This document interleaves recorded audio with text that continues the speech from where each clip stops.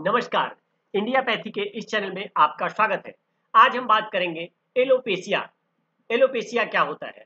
जो बालों में चकत्ते चकत्ते उजड़े टाइप के हो जाते हैं उसको हम एलोपेशिया कहते हैं। यह विभिन्न प्रकार का होता है। कैसा होता है? जैसा आपने देखा होगा, इन तीन चित्रों के माध्यम से पहचान सकते हैं कि एक पर्सन जिनकी आधी खोपड़ी खाली है, एक पर्सन जिनके बीच में तो बाल है लेकिन किनारे किनारे का खाली है, और एक पर्सन जिनका किनारे किनारे का अभी उड़ना शुरू हुआ है। तो ये अलग अलग तरह के एलोपेशिया है। एलोपेशिया को अन्य नाम से भी जाना जाता है, टाइप्स ऑफ एलोपेशिया।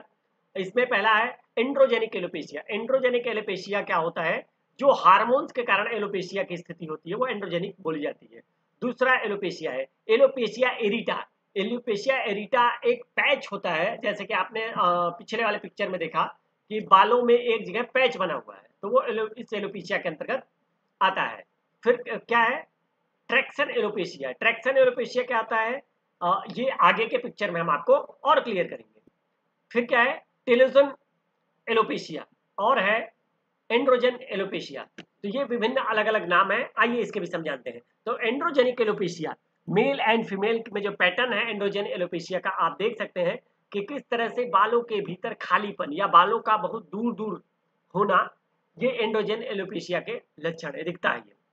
तो मेल पैटर्न जो हेयर लूज का होता है वो इस तरीके का होता है। इसी तरह से जो महिलाएं होती हैं उनके भी हेयर लूज मतलब बालों का झड़ना इसी पैटर्न में होता है, जो अलग अलग चित्रों के माध्यम से आप देख सकते हैं।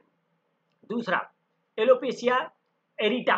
तो एलोपेशिया एरिटा के मैंने विषय में पहले ही बताया था कि जैसे पैच टाइप का, ये त्वचा का एक विकार है जिसमें कि वहां के जितने रोम छिद्र हैं वो बंद हो जाते हैं और हेयर गायब हो जाते हैं। अब इसमें ट्रैक्शनल एलोपेशिया में किसी एक दिशा के बाल झड़ने शुरू हो जाते हैं, जैसा कि इस पिक्चर में दिखाया गया है। अब उसके बाद क्या है? Telogenic alopecia. टेलोजेनिक एलोपेशिया क्या है? कि बालों का बहुत ज्यादा घनापन का कम हो जाना, मतलब बहुत ज्यादा बालों का दूर दूर होना, और जो बाल उजड़ जाए, उखड़ जाए, वो दोबारा ना आए।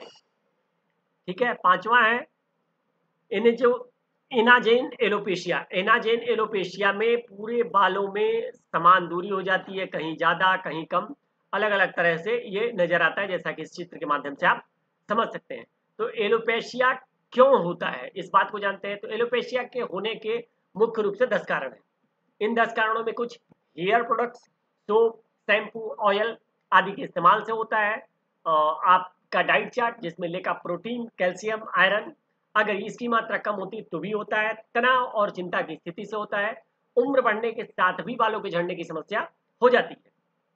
पांचवा, हाई ब्लड प्रेशर की दवाइयों के साइड इफेक्ट्स के तौर पे भी एलोपेशिया के लक्षण दिखते हैं। ऑटो इम्यून कंडीशन भी इसका एक प्रमुख कारण है। अब ऑटो इम्यून कंडीशन के कारण बहुत सारी बीमारियां होती हैं।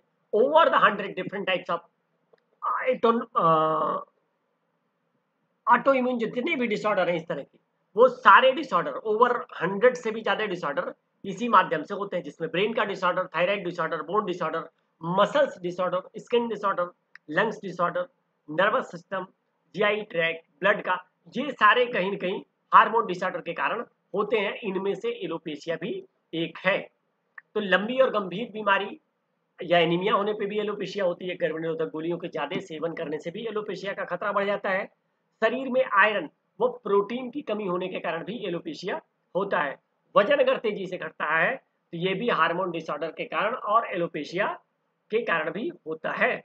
आनुवंशिक कारणों में यदि व्यक्ति के परिवार में किसी को पहले से ये समस्या रही है तो इसे भी, उस व्यक्ति को भी इसे होने का पूरा चांस होता है। कई दफा महिलाओं में प्रेगनेंसी के समय एलोपेशिया की समस्या शुरू हो जाती है, जो बाद में अपने आप ठीक हो जाती है, क्योंकि हार्मोन डिसऑर्डर है। तो हार्मोन्स जब बच्चा गर्भ में होता है तो महिलाओं के हार्मोन्स में तेजी से बदलाव आता है, तो इस बदलाव के कारण भी कभी कभी एलोपेशिया हो जाता है। मेनोपॉज के दौरान और थायराइड होने पर भी बालों के झड़ने की समस्या यानी एलोपेशिया शुरू हो जाता है।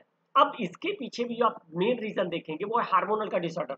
जब मेनोपॉज का स्थिति होता है तब भी शरीर में हार्मोन्स तेजी से बदलाव करते हैं, और थायराइड में तो ऑलरेडी हार्मोन डिसऑर्डर की स्थिति रहती है, तो ये भी एक कारण हो सकता है। आर्थराइटिस, गाउट, डायबिटीज की दवाओं के साइड इफेक्ट्स के तौर पे भी एलोपेशिया के लक्षण दिख सकते हैं। कैंसर की दवाइयों के साइड इफेक्ट्स के तौर पे भी एलोपेशिया के लक्षण दिख सकते हैं। इसके अलावा जो भी ढेर सारे स्टेरॉइड का सेवन कर रहे हैं वह मेडिसिन भी एलोपेशिया का एक कारण हो सकता है। एलोपेशिया के 10 लक्षण। इन 10 लक्षणों में बालों का झड़ना एलोपेशिया का मुख्य लक्षण है। जब व्यक्ति सोकर सुबह जागता है तो उसके तकिए पर भी झड़े हुए बाल दिखते हैं। प्रभावित हिस्से में जलन या खुजली हो सकती है, नाखून टूटने लगते हैं, चेहरे के बालों यानी दाढ़ी और पलकों के बाल भी कम होने लगते हैं। एलोपेशिया का घरेलू उपचार क्या है? प्राकृतिक चिकित्सा के अनुसार तो प्रोबायोटिक्स, जिसमें कर्ड, मिल्क, इन चीजों का आप सेवन कर सकते हैं। विटामिन जैसे जिंक और बायोटीन ले सकते हैं। एलोवेरा जेल लगा सकते हैं और इसका सेवन भी कर सकते हैं। प्याज का रस सिर पे लगाना है, यह भी एक अच्छा विकल्प के रूप में है। एंटी इंफ्लेमेटरी डाइट का चयन करेंगे, ऐसे वस्तुओं का चयन जिससे कि शरीर में इंटरनल सूजन न बढ़े। टी ट्री ऑयल, मेहंदी, पुदीना, नारियल, अरंडी, जैतून आदि आवश्यक तेल, इनमें से कोई भी आप खाने के लिए चुनाव कर सकते हैं। खोपड़ी की मालिश बहुत इंपॉर्टेंट है।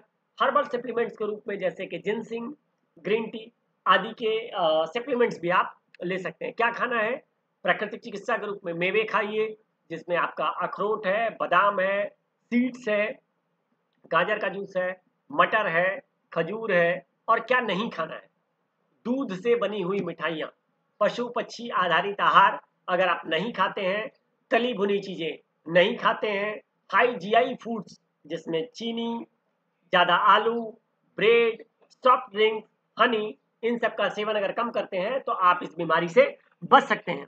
आप अगर इस तरह के गंभीर रोगों से परेशान हैं तो हमारा एड्रेस है, वाराणसी का एड्रेस और मोबाइल नंबर है, और दिल्ली का एड्रेस मोबाइल नंबर है। आप इन दोनों जगहों पे संपर्क करके अपना बेहतरीन ट्रीटमेंट प्राकृतिक चिकित्सा में ले सकते हैं।